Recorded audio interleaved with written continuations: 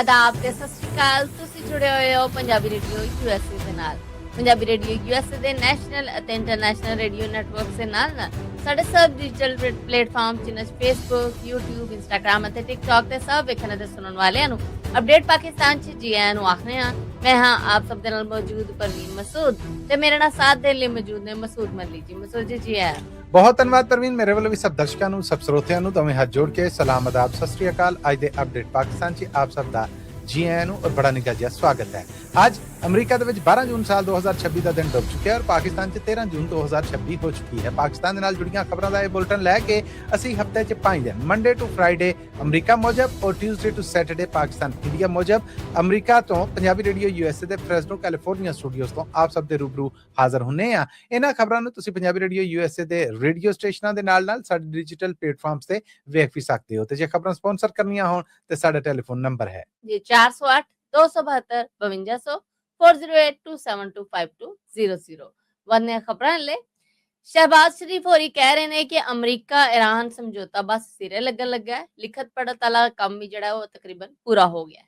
ਜੀ ਬਿਲਕੁਲ। ਇਸ ਬਾਰੇ ਅਮਰੀਕਨ ਪ੍ਰੈਜ਼ੀਡੈਂਟ ਡੋਨਲਡ ਟਰੰਪ ਹੋਣਾ ਦਾ ਬਿਆਨ ਵੀ ਹੈ ਜਾਂ ਕੋਈ ਥੋੜੀ ਜਿਹੀ ਖਿੱਚਾਤਾਨੀ ਜਿਹੜੀ ਉਹ ਵੀ ਚੱਲ ਰਹੀ ਹੈ। ਈਰਾਨ ਆ ਜਿਹੜਾ ਉਹਦੇ ਵੱਲੋਂ ਹਜੇ ਕੋਈ ਠੰਡ ਮਾਠਾ ਜਿਹੜੀ ਉਹ ਹੋ ਰਹੀ ਹੈ, ਪਰ ਪਾਕਿਸਤਾਨੀ ਪ੍ਰਾਈਮ ਮਿਨਿਸਟਰ ਸ਼ਹਿਬਾਜ਼ ਸ਼ਰੀਫ ਹੋਣਾ ਦਾ ਇਹ ਆਖਣਾ ਆ ਕਿ ਪਾਕਿਸਤਾਨ ਦੀਆਂ ਕੋਸ਼ਿਸ਼ਾਂ ਕਾਰਨ ਈਰਾਨ ਔਰ ਅਮਰੀਕਾ ਲਿਖਤੀ ਸਮਝੌਤੇ ਦੇ ਉੱਤੇ ਇੱਕ ਹੋ ਗਏ ਨੇ ਔਰ ਇਹਦਾ ਡਰਾਫਟ ਤਿਆਰ ਹੋ ਗਿਆ।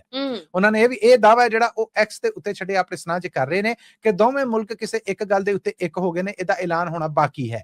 ਇਹਦੇ ਨਾਲ ਜੁੜੀ ਪ੍ਰਵੀਨ ਇੱਕ ਖਬਰ ਹੋਰ ਸਾਹਮਣੇ ਆ ਰਹੀ ਹੈ ਕਿ ਜੇ ਅਮਰੀਕਾ ਈਰਾਨ ਇਹ ਸਮਝੌਤਾ ਹੋ ਜਾਂਦਾ ਹੈ ਤੇ ਇਸ ਸਮਝੌਤੇ ਦਾ ਅਗਲਾ ਇਕੱਠ ਇੱਕ ਅਮਰੀਕੀ ਨਿਊਜ਼ ਏਜੰਸੀ ਹੈ ਜਿਹੜੀ ਉਹ ਦਾਅਵਾ ਕਰ ਰਹੀ ਹੈ ਕਿ ਪਾਕਿਸਤਾਨ 'ਚ ਨਹੀਂ ਹੋ ਰਿਹਾ, ਉਹ ਯੂਰਪ 'ਚ ਕਿਤੇ ਹੋਏਗਾ ਔਰ ਉਹਦੇ ਲਈ ਉਹਨਾਂ ਨੇ ਡੋਨਲਡ ਟਰੰਪ ਹੋਣਾ ਦੇ ਇੱਕ ਬਿਆਨ ਨੂੰ ਰੈਫਰੈਂਸ ਦੇ ਤੌਰ ਤੇ ਵਰਤਿਆ ਹੈ।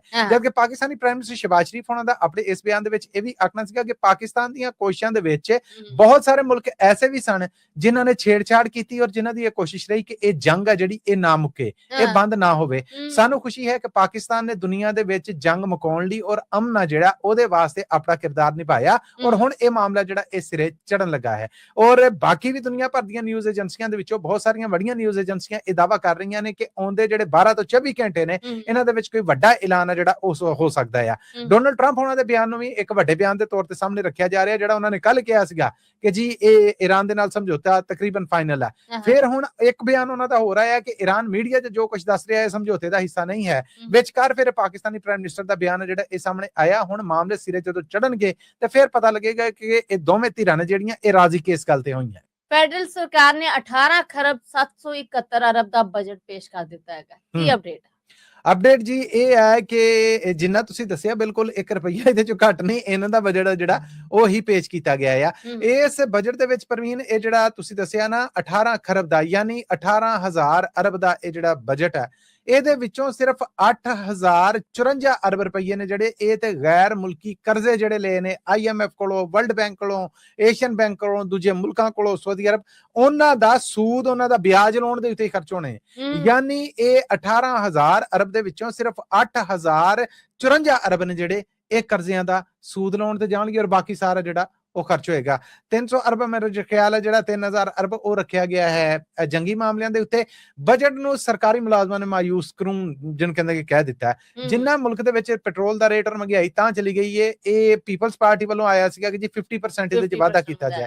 ਉਸ ਤੋਂ ਬਾਅਦ ਆਖਿਆ ਕਿ ਜੀ ਕੋਈ ਗੱਲ ਹੋ ਗਈ, ਚਲੋ 50% ਨਹੀਂ ਤੇ 25% ਤੇ ਹੋਏਗਾ। ਪਰ ਸਰਕਾਰੀ ਮੁਲਾਜ਼ਮਾਂ ਦੀਆਂ ਤਨਖਾਹਾਂ ਔਰ ਪੈਨਸ਼ਨ 'ਚ ਪ੍ਰਵੀਨ ਸਿਰਫ ਔਰ ਸਿਰਫ 7% ਦਾ ਵਾਧਾ ਜਿਹੜਾ ਉਹ ਕੀਤਾ ਗਿਆ ਹੈ। ਸਿਰਫ 7% ਹੈ ਜਿਹੜਾ ਪੈਨਸ਼ਨ ਵੀ ਔਰ ਤਨਖਾਹ ਹੈ ਜਿਹੜੀ ਉਹ ਵੀ।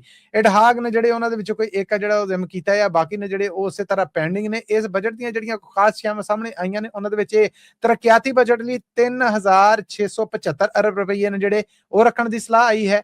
ਡਿਫੈਂਸ ਦੇ ਉੱਤੇ ਜਿੱਦਾਂ ਮੈਂ ਦੱਸਿਆ ਕਿ 3,000 ਅਰਬ ਆ ਜਿਹੜਾ ਉਹ ਖਰਚ ਕਰਨ ਦਾ ਜਿਹੜਾ ਉਹ ਇਹਦੇ 'ਚ ਬਜਟ 'ਚ ਤੈਅ ਹੋਇਆ ਆ। ਤਨਖਾਹਦਾਰ ਤਬਕਾ ਹੈ ਜਿਹੜਾ ਉਹਦੇ ਵਿੱਚ ਕਹਿੰਦੇ ਨੇ ਕਿ ਟੈਕਸ 'ਚ ਉਹਨਾਂ ਨੂੰ ਕੋਈ ਥੋੜੀ ਜਿਹੀ ਛੁੱਟ ਦਿੱਤੀ ਜਾਏਗੀ। ਸੈਨੇਟਰੀ ਪੈਡਸ ਔਰ ਬਾਕੀ ਇਹ ਜਿਹੜੀ ਇਸੇ ਤਰ੍ਹਾਂ ਬੀਬੀਆਂ ਦੀਆਂ ਮੈਡੀਕੇਸ਼ਨ ਦਵਾਵਾਂ ਨੇ ਇਹਨਾਂ ਦੇ ਕੋਈ ਥੋੜਾ ਜਿਹਾ ਸਰਕਾਰ ਸਖਤੀ ਕਰਨ ਲੱਗੀ ਹੈ। ਇਹਨਾਂ ਨੂੰ ਮੁਕਾਉਣ ਦੀ ਸਲਾਹ ਵੀ ਸਾਹਮਣੇ ਆਈ ਜਿਹੜੀ ਕਿ ਮੈਂ ਸਮਝਦਾ ਖਤਰਨਾਕ ਹੈ।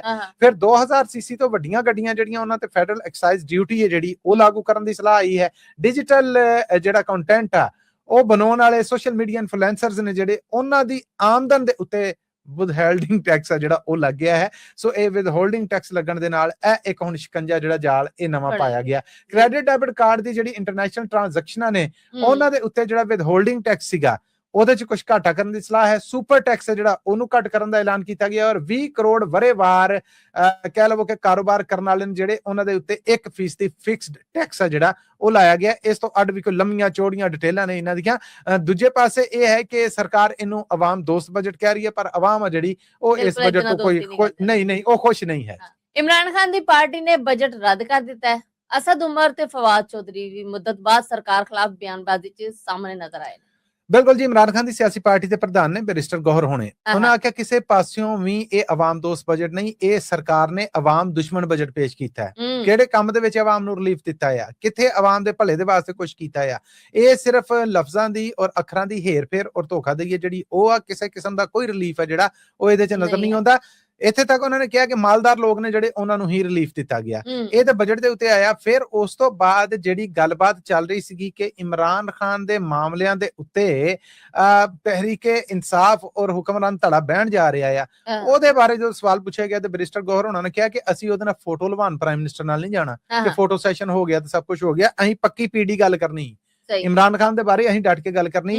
ਪ੍ਰਵੀਨ ਕੁਝ ਜ਼ਰੀਏ ਖਬਰਾਂ ਦੇਣ ਦੇ ਨੇ ਕਿ ਜਿਹੜੇ ਫੈਡਰਲ ਇੰਟੀਰੀਅਰ ਮਿਨਿਸਟਰ ਨੇ ਨਾ ਮੋਹਸਨ ਨਕਵੀ ਹੋਣਾ, ਉਹਨਾਂ ਨੇ ਪੀਟੀਆਈ ਤੇ ਇਹ ਕੋਈ ਪੈਚ ਆਪਾਂ ਨੂੰ ਜਿਹੜਾ ਕੋਈ ਸਮਝੌਤਾ ਜਿਹਾ ਕਹਿੰਦੇ ਨੇ, ਇਹ ਹਜੇ ਅਫਵਾਹ ਆ ਕਿ ਕਰਵਾ ਦਿੱਤਾ ਹੈ। ਜਿਹੜੀ ਗੱਲ ਇਹ ਹੋਈ ਦੂਸਰੇ ਪਾਸੇ ਇਮਰਾਨ ਖਾਨ ਦੇ ਧਰਨ ਤਖਤਾ ਡਿੱਗਣ ਤੋਂ ਬਾਅਦ ਫਵਾਦ ਚੌਧਰੀ, ਅਸਦ ਉਮਰ, ਇਹ ਵੀ ਦੋਵੇਂ ਜਿੱਦਾਂ ਇਮਰਾਨ ਖਾਨ ਨੂੰ ਛੱਡਣ ਵਾਲੇ ਬਹੁਤ ਸਾਰੇ ਲੋਕ ਸਨ ਉਹਨਾਂ ਚੋਂ ਸਨ, ਪਰ ਹੁਣ ਇਹ ਖੁੱਲ ਕੇ ਦੋਵੇਂ ਇਕੱਠੇ ਸਾਹਮਣੇ ਆਏ ਨੇ, ਪ੍ਰੈਸ ਕਾਨਫਰੰਸ ਕੀਤੀ ਹੈ ਔਰ ਰੱਜ ਕੇ ਇਹਨਾਂ ਨੇ ਹੁਕਮਰਾਨ ਜਮਾਤ ਆ ਜਿਹੜੀ ਉਹਦੇ ਖਿਲਾਫ ਇਹਨਾਂ ਨੇ ਜਿਹਨੂੰ ਕਹਿੰਦੇ ਨੁਕਤਾਚੀਨੀ ਕੀਤੀ ਹੈ। ਨਾਲ ਹੀ ਉਹਨਾਂ ਨੇ ਆਖਿਆ ਹੈ ਕਿ ਭਾਰਤ ਨੇ ਪਾਕਿਸਤਾਨ ਦੇ ਪਾਣੀ ਦੇ ਉੱਤੇ ਜਿਹੜਾ ਧੱਕਾ ਕੀਤਾ ਹੈ, ਹਕੂਮਤ ਦੇ ਕੋਲ ਉਹਦਾ ਕੋਈ ਜਵਾਬ ਹੀ ਨਹੀਂ ਹੈ। ਇਹਨਾਂ ਨੂੰ ਤਾਂ ਚਾਹੀਦਾ ਕਿ ਹੁਣ ਨੂੰ ਯੂਨਾਈਟਿਡ ਨੇਸ਼ਨ ਦੇ ਬੂਹੇ ਨੇ ਜਿਹੜੇ ਉਹ ਪੁੱਟ ਛੱਡ ਦੇ। ਫਿਰ ਇਹ ਰਲ ਮਿਲ ਕੇ ਉਹਨਾਂ ਨੇ ਆਖਿਆ ਕਿ ਮਸਲੇ ਦਾ ਹੱਲ ਬੰਦੂਕ ਨਹੀਂ ਹੈ, ਪਰ ਬੰਦੂਕ ਜੇ ਚੁੱਕਣੀ ਪੈਂਦੀ ਹੈ ਤੇ ਚੁੱਕੀ ਜਾਏ। ਇਹ ਮੁੱਦਤ ਬਾਅਦ ਇਮਰਾਨ ਖਾਨ ਨੂੰ ਛੱਡਣ ਵਾਲੇ ਜਿਹੜੇ ਅੰਦਰੋਂ ਕਹਿੰਦੇ ਨੇ ਕਿ ਇਮਰਾਨ ਖਾਨ ਹਾਮੀ ਨੇ ਜਾਂ ਇਮਰਾਨ ਖਾਨ ਹਮਦਰਦ ਨੇ, ਇਹਨਾਂ ਦੇ ਵੱਲੋਂ ਇਹ ਪਹਿਲੀ ਵਾਰ ਕੋਈ ਮੀਡੀਆ ਬਿਆਨ, ਮੀਡੀਆ ਟਾਕ ਜਿਹੜੀ ਉਹ ਖੁੱਲੀ ਡੁੱਲੀ ਕੀਤੀ ਗਈ। कश्मीर के मामले च की अपडेट है ते राणा सनाउल्लाह खान होरां ने की बयान दिता? कश्मीर के मामले ਦੇ ਉੱਤੇ ਅੜੀ ਪਰਮੀਨ ਉਸੇ ਤਰ੍ਹਾਂ ਹੀ ਆ। ਸਰਕਾਰ ਇਹ ਦਾਵਾ ਕਰ ਰਹੀ ਹੈ ਕਿ ਕਰਫਿਊ ਲਾ ਕੇ ਅਸੀਂ ਲੌਂਗ ਮਾਰਚ ਮੁਕਾਤਾ ਹੈ, ਪਰ ਖਬਰਾਂ ਇਹ ਨੇ ਕਿ ਦਰੀਕ ਗਰਾਊਂਡ ਦੇ ਵਿੱਚ ਹਜੇ ਤੱਕ ਇਹ ਮੁਜ਼ਾਹਰਾ ਕਰਨ ਵਾਲੇ, ਇਹ ਜਲੂਸ ਕੱਢਣ ਵਾਲੇ ਕਸ਼ਮੀਰੀ ਨੇ ਜਿਹੜੇ ਇਹ ਇਕੱਠੇ ਨੇ। ਹਾਂ, ਸਰਕਾਰ ਨੇ ਜਿਹੜਾ ਕੋਈ ਧੱਕਾ ਕਰਨਾ ਸੀਗਾ ਉਹ ਕਰਕੇ ਇਹਨਾਂ ਨੂੰ ਮਹਿਦੂਦ ਤੇ ਜ਼ਰੂਰ ਕਰ ਲਿਆ, ਪਰ ਇਹ ਜਿਹੜੀ ਜੁਆਇੰਟ ਅਵਾਮੀ ਐਕਸ਼ਨ ਕਮੇਟੀ ਹੈ JAAC, ਇਹਨੇ ਆਪਣਾ ਧਰਨਾ ਨਾ ਤੇ ਮੁਕਾਇਆ, ਨਾ ਇਹਨੇ ਮੁਕਾਉਣ ਦਾ ਐਲਾਨ ਕੀਤਾ ਹੈ ਔਰ ਨਾ ਇਹਨੇ ਗਵਰਨਮੈਂਟ ਦੇ ਨਾਲ ਜਾਂ ਜ਼ਿੰਮੇਦਾਰਾਂ ਦੇ ਨਾਲ ਗੱਲਬਾਤ ਦਾ ਕੋਈ ਐਲਾਨ ਕੀਤਾ ਹੈ। ਹੁਣ ਰੋਲਾ ਜਿਹੜਾ ਅਸਲ ਹੈ ਉਹ ਇਹ ਹੈ ਕਿ ਪੰਜਾਬ ਦੇ ਕਸ਼ਮੀਰੀ ਮਹਾਜਰ ਨੇ ਜਿਹੜੇ, ਉਹਨਾਂ ਦੀਆਂ 12 ਸੀਟਾਂ ਪਾਕਿਸਤਾਨੀ ਸਰਕਾਰ ਨੇ ਸਿਰਫ ਇਸ ਕਰਕੇ ਰੱਖੀਆਂ ਨੇ ਕਿ ਉਹ ਧਾਂਦਲੀ ਕਰ ਸਕੇ। ਯਾਰ 12 ਸੀਟਾਂ ਨਾਲ ਕਿੰਨੀ ਕੁ ਧਾਂਦਲੀ ਹੋ ਜਾਂਦੀ ਹੋਏਗੀ, ਉਹਨਾਂ ਨੂੰ ਮੁਕਾਓ ਜੀ। ਉਹਦੇ ਤੇ ਫਿਰ ਪਾਕਿਸਤਾਨੀ ਪ੍ਰਾਈਮ ਮਿਨਿਸਟਰ ਸ਼ਹਿਬਾਜ਼ ਸ਼ਰੀਫ ਉਹਨਾਂ ਦੇ ਖਾਸ ਸਲਾਹਕਾਰ ਰਾਣਾ ਸਨਾਉल्लाह ਖਾਨ ਉਹਨਾਂ ਨੇ ਆਖਿਆ ਕਿ ਇਹ ਮਹਾਜਰ ਸੀਟਾਂ ਦਾ ਜਿਹੜਾ ਰੌਲਾ ਪਾ ਕੇ ਤੇ ਅੜੀ ਬਣਾਈ ਬੈਠੇ ਨੇ ਨਾ, ਇਹ ਇਖਤਿਆਰ ਆਜ਼ਾਦ ਕਸ਼ਮੀਰ ਅਸੈਂਬਲੀ ਦੇ ਕੋਲ ਆ। ਉਹ ਚਾਹੇ ਤਾਂ ਮੁਕਾ ਦੇਵੇ, ਸਾਨੂੰ ਇਹਦੇ ਤੇ ਕੋਈ ਇਤਰਾਜ਼ ਨਹੀਂ ਹੈ, ਪਰ ਇਹ ਜਿਹੜਾ ਧੱਕਾ ਕਰਕੇ, ਇਤਜਾਜ ਕਰਕੇ, ਲੌਂਗ ਮਾਰਚ ਕਰਕੇ, ਜਲੂਸ ਕੱਢ ਕੇ ਕਰਨ ਦੇ, ਇਹ ਗੈਰ ਆਇਨੀ ਤਰੀਕਾ ਆ, ਇਹ ਕਨਸਟੀਟਿਊਸ਼ਨਲ ਤਰੀਕਾ ਨਹੀਂ ਹੈ, ਇਹਨੂੰ ਅਸੀਂ ਨਹੀਂ ਮੰਨਣਾ। ਇਹਦੇ ਤੇ ਅਸੀਂ ਵੀ ਡਟੇ ਪਏ ਆ। ਇਹ ਆਣ ਆਵਾਮ ਦੇ ਕੋਲੋਂ ਵੋਟ ਲੈਣ, ਚੋਣਾਂ 'ਚ ਹਿੱਸਾ ਲੈਣ, ਜਿੱਤਣ, ਅਸੈਂਬਲੀ 'ਚ ਜਾਣ, ਜਾ ਕੇ ਮੁਕਾ ਦੇਣ। ਅਸੀਂ ਕਹਾਂਗੇ ਕਿ ਉਥੋਂ ਦੀ ਅਸੈਂਬਲੀ ਦੀ ਇੱਕ ਇਹ ਜਮਹੂਰੀ ਰਾਹ ਇੱਕ ਜਿਹੜਾ ਉਹ ਦੱਸਿਆ ਜਾ ਰਿਹਾ। ਹੁਣ ਇੱਥੇ ਦੋਵੇਂ ਧਿਰਾਂ ਜਿਹੜੀਆਂ, ਯਾਨੀ ਸਰਕਾਰ ਔਰ ਕਸ਼ਮੀਰਾਂ ਦੀ ਇਹ ਜਿਹੜੀ ਪਾਰਟੀ ਹੈ, ਇਹਨਾਂ ਦਾ ਆਪਸ 'ਚ ਸਿੱਡਾ ਬਣਿਆ ਪਿਆ। 26 ਵਾਰਦਾਤਾਂ ਦਾ ਇਸ਼ਤਿਹਾਰੀ ਪੁਲਿਸ ਤੋਂ ਬਚਣ ਲਈ ਖਜੂਰ ਤੇ ਚੜ ਗਿਆ। ਪੁਲਿਸ ਨੇ ਆਪਣੇ ਵੱਲੋਂ ਬੜੀ ਅਕਲਮੰਦੀ ਵਿਖਾ ਕੇ ਦਰਖਤ ਹੀ ਵੱਢ ਛੜਿਆ। ਪ੍ਰਵੀਨ, ਬਹੁਤ ਸਾਰੇ ਕਲਿੱਪ ਨੇ ਜਿਹੜੇ 60 ਫੁੱਟ ਉੱਚਾ ਦਰਖਤ ਆ, 26 ਵਾਰਦਾਤਾਂ ਦਾ ਹਿੱਸਾ ਪੁਲਿਸ ਮਗਰ ਚੜੀ। ਇਹ ਜਨਾਬ ਤਾਂ ਚੜ ਗਿਆ। ਹੁਣ ਪੁਲਿਸ ਵਾਲੇ ਨੇ ਜਿਹੜੇ ਉਹ ਹੁਣ ਤੋਂਦਾ ਛੋਂਦਾ ਜਾਂ ਚਲੋ ਕਿਸੇ ਨੂੰ ਚੜਨਾ ਆਉਂਦਾ ਵੀ ਹੋਏਗਾ, ਉਹਨਾਂ ਆਖਿਆ ਆ ਜਾ ਥੱਲੇ, ਔਰ ਬੜੇ ਚਿਰ ਤੱਕ ਇਹ ਨਾ ਇਹਨੂੰ ਥੱਲੇ ਬੁਲਾਉਂਦੇ ਰਹੇ, ਇਹ ਨਹੀਂ ਆਇਆ, ਧਮਕੀਆਂ ਵੀ ਦਿੱਤੀਆਂ। ਇਹ ਉਹਨਾਂ ਰੀਲਾਂ ਤੋਂ, ਸੋਸ਼ਲ ਮੀਡੀਆ ਦੀਆਂ ਤੋਂ ਪਤਾ ਲੱਗਦਾ। ਫਿਰ ਉਸ ਤੋਂ ਬਾਅਦ ਇਹਨੇ ਮੁਜਰਮ ਨੇ ਕੀ ਕੀਤਾ ਕਿ ਇਸ ਬੰਦੇ ਨੇ ਉੱਤੇ ਖਜੂਰ ਦੇ ਲਾਈਵ ਕਰ ਲਿਆ ਫੇਸਬੁੱਕ ਤੇ ਖੁਦ ਨੂੰ ਕਿ ਜੀ ਆ ਵੇਖੋ ਮੈਂ ਇੱਥੇ ਆਇਆ, ਮੈਂ ਖਜੂਰ ਤੇ ਚੜਿਆ ਆ, ਥੱਲੇ ਪੁਲਿਸ ਵਾਲੇ ਖਲੋਤੇ ਨੇ, ਜੇ ਮੈਨੂੰ ਕੁਝ ਹੋਇਆ ਤੇ ਇਹ SHO ਜਿਹੜਾ ਮੈਨੂੰ ਗ੍ਰਿਫਤਾਰ ਕਰਨ ਵਾਲਾ ਆਇਆ ਤੇ ਇਸ ਤਰ੍ਹਾਂ ਹੋ ਜਾਏਗਾ। ਇਹਨਾਂ ਨੇ ਖਜੂਰ ਵੱਢਣੀ ਸ਼ੁਰੂ ਕਰਤੀ।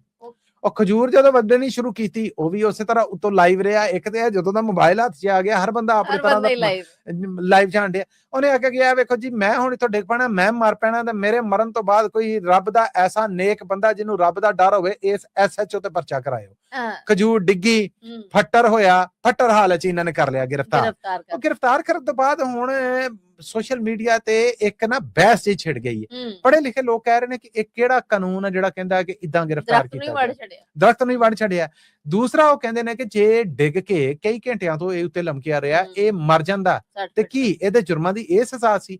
ਜੇ ਇਹ ਸਜ਼ਾ ਹੈ ਸੀ ਤੇ ਕਿਹੜੇ ਕਾਨੂੰਨ ਦੇ ਤਹਿਤ ਦਿੱਤੀ ਗਈ? ਪੁਲਿਸ ਕੋਲ ਹੀ ਇਖਤਿਆਰ ਹੈ ਨਾ ਕਿ ਉਹ ਇਹ ਫੈਸਲਾ ਕਰ ਸਕੇ। ਸੋ ਇਹ ਰਲਵਾ ਮਿਲਵਾ ਕੰਮ ਜਾ ਰਿਹਾ ਆ। ਸਭ ਤੋਂ ਬਹੁਤਾ ਰੀਲਾਂ ਬਣ ਕੇ ਮੀਮਸ ਜਿਹੜੀ ਬਣ ਰਹੀ ਹੈ ਨਾ ਕਿ ਉਹ ਦਰਖਤ ਜਦੋਂ ਡਿੱਗਣ ਡਿਆ ਤੇ ਪਿੱਛੇ ਲੈਟ ਸਟਾਰਟ 9 8 3 ਆਪਣਾ 9 8 ਤੋਂ ਬਾਅਦ ਸਿੱਧਾ 3 10 ਤੇ ਉਹ ਸ਼ੁਗਲ ਨਾਲੋਂ ਬਹੁਤਾ ਇਹ ਪੜ੍ਹਾ ਲਿਖਿਆ ਔਰ ਬਾਕੀ ਤਬਕੇ ਦਾ ਤਬਸਰਾ ਜਿਹੜਾ ਉਹ ਵੀ ਚੱਲ ਰਿਹਾ ਹੈ। ਸੋ ਗ੍ਰਿਫਤਾਰੀ ਹੋ ਗਈ ਹੈ 26 ਵਾਰਦਾਤਾਂ 'ਚ ਬਾਗੀ ਜਾਂ ਇਸ਼ਤਿਹਾਰੀ ਇਸ ਬੰਦੇ ਦੀ। ਹੁਣ ਅੱਗੇ ਮਾਮਲੇ ਕਿੱਥੇ ਜਾ ਕੇ ਰੁਕਦੇ ਨੇ ਇਹ ਤੇ ਆਉਣ ਵਾਲਾ ਵਕਤ ਹੀ ਦੱਸੇਗਾ ਜੀ। ਮਸੂਦ ਦੇ ਨਾਲ ਹੀ ਅਸੀਂ ਆਪਣੇ ਸਰੋਤਿਆਂ ਕੋਲ ਲੈਣੀ ਇਜਾਜ਼ਤ, ਪਰ ਜਾਣ ਤੋਂ ਪਹਿਲੇ ਉਹੀ ਇੱਕ ਗੱਲ ਜਿਹੜੀ ਸੀ ਜਾਂਦੇ ਜਾਂਦੇ ਕਰਨੇ ਹੁੰਨੇ ਆ। ਇਹ ਖਬਰਾਂ ਤੁਸੀਂ ਪੰਜਾਬੀ ਰੇਡੀਓ ਯੂਐਸਏ ਦੇ ਨੈਸ਼ਨਲ ਔਰ ਇੰਟਰਨੈਸ਼ਨਲ ਰੇਡੀਓ ਨੈਟਵਰਕ ਦੇ ਨਾਲ ਸਾਡੇ ਡਿਜੀਟਲ ਪਲੇਟਫਾਰਮ ਜਿਨ੍ਹਾਂ 'ਚ ਪੰਜਾਬੀ ਰੇਡੀਓ ਯੂਐਸਏ ਦਾ ਫੇਸਬੁੱਕ ਹੈ, YouTube ਹੈ, ਇੰਸਟਾਗ੍ਰਾਮ ਹੈ, ਟਿਕਟੌਕ ਹੈ, ਉਹਦੇ ਤੇ ਵੇਖ ਵੀ ਸਕਦੇ ਹੋ। ਪਾਕਿਸਤਾਨ ਤੋਂ ਆਉਣ ਵਾਲੀਆਂ ਗੈਰ ਜਾਨਬਦਾਰ ਖਬਰਾਂ ਅਸੀਂ ਹਫਤੇ 'ਚ 5 ਦਿਨ ਮੰਡੇ ਟੂ ਫਰਾਈਡੇ ਅਮਰੀਕਾ ਮੁਜਬ ਔਰ ਟਿਊਜ਼ਡੇ ਟੂ ਸੈਟਰਡੇ ਪਾਕਿਸਤਾਨ ਔਰ ਇੰਡੀਆ ਮੁਜਬ ਤੁਹਾਡੇ ਰੂਬਰੂ ਪੇਸ਼ ਕਰਨੇ ਆ। ਜਿਸ ਸਮਝਦੇ ਕਿ ਇਹ ਖਬਰਾਂ ਤੁਹਾਡੇ ਕੰਮਕਾਰ ਕਾਰੋਬਾਰ ਦੇ ਵਪਾਰ ਦੇ ਵਧਾਅ ਵਾਸਤੇ